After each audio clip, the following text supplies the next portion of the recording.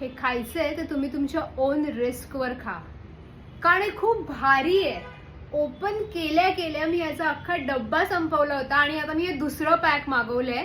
अमूलने बनवलं आहे हे फालुदा आईस्क्रीम, जे एवढं भारी टेस्टी आहे ना. याच्या प्रत्येक स्कूप मध्ये you get the flavour of Rooh Afza, sabja and falooda.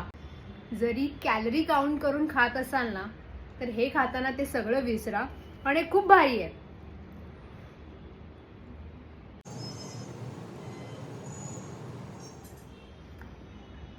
So Amul falooda ice cream please order करा आणि खा. नाही खाल्लीत ना, यू विल रिग्रेट.